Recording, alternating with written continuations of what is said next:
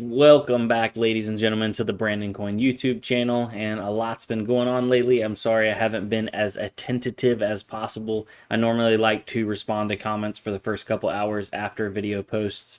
I haven't been able to do that. Things will come back around. But anyway, as for the title of this video, I keep seeing all these headlines everywhere and all the tech tubers and stuff. RTX 4090, RTX 4080 Ti, 4080. Why are we talking about the 4000 series RTX stuff? Most people still hasn't. Most people have not even got their hands on RTX 3000 series stuff, and they still have stuff in the pipeline to release, according to Nvidia's leaks. Apparently, there's still some Super Series cards that haven't released yet on the 30 series. Will they come? Will they not? Nobody knows. But here, let me pull up this article that somebody sent me, and they're all pumped and jazzed about an RTX 4090. And in reality, right now, you can't even go buy a 3090 for MSRP. I don't get it. Why are we so excited about stuff why are they? I understand there has to be innovation. They have to work forward and work towards a new architecture and all that kind of stuff, but can we focus on a little bit of like manufacturing? Can we get caught up before we're already trying to there's going to be a whole generation of people that never even owned a 30 series and are just going to go straight to 40 series.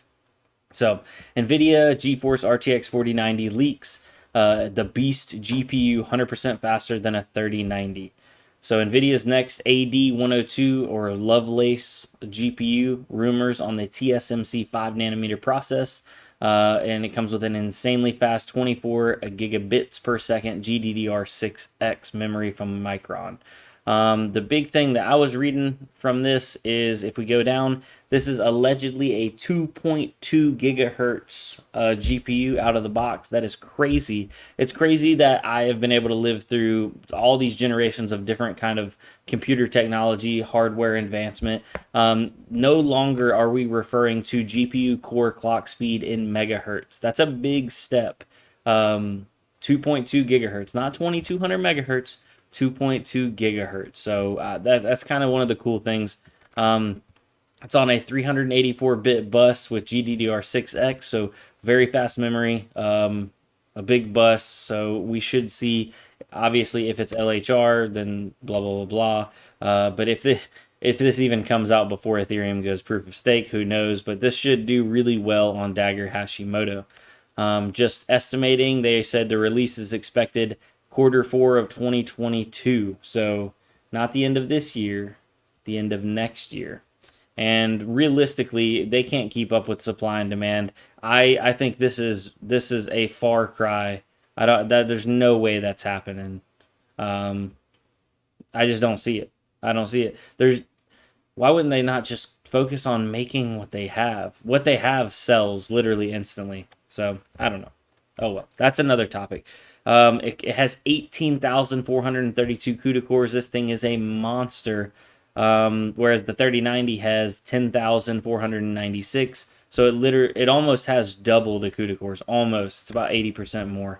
2.2 gigahertz results in 81 T-flops. It's not a good idea to... T-flops are a hard thing to formulate what kind of graphics performance you're going to get out of mining and that kind of thing. Especially on Dagger Hashimoto, it's really dependent on the memory. So it's going to come with the Micron's new GDDR6X that's clocked at 24 gigabits per second, up from the 19.5 gigabits that's on the 3090. So that's a 23% improvement. So if you took a 3090 and bumped it up 23%, I mean, we may be looking at 150 mega hash, give or take card if Ethereum's even still mineable at that time. I have no doubt with those 18,000 CUDA cores, this thing should be able to mine anything it wants to very, very, very fast. So, yeah, RTX 4090. I mean, we're talking about it, but I don't even understand. I don't understand why we're talking about it. Like, this article was posted at 1 p.m. today. It's 3 p.m. now. This is hot breaking news.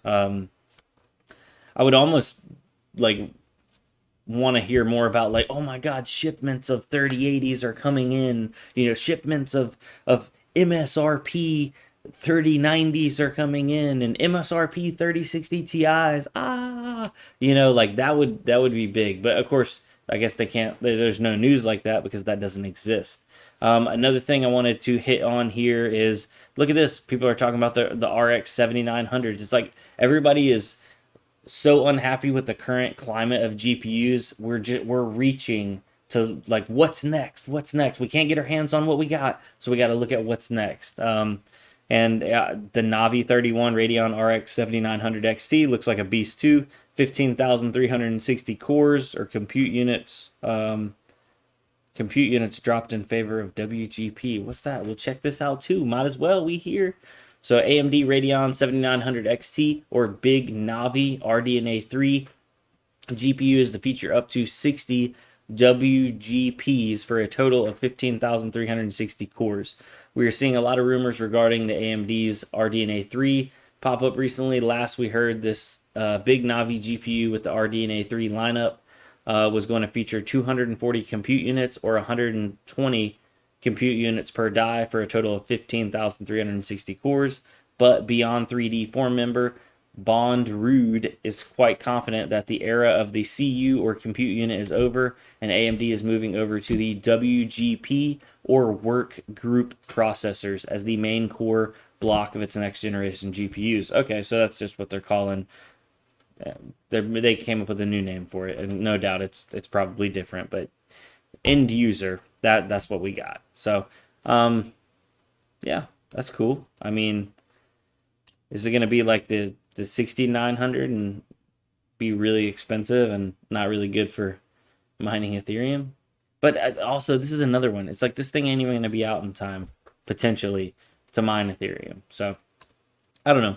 Sorry, didn't mean to get a little ranty on you guys. It's just driving me crazy that everybody's focusing on all this stuff that it doesn't even matter. It's like if somebody came to you right now and was just like, "Hey, I know where MSRP 30 series graphics cards are. Do you want to hear about that, or do you want to hear about 4090s?"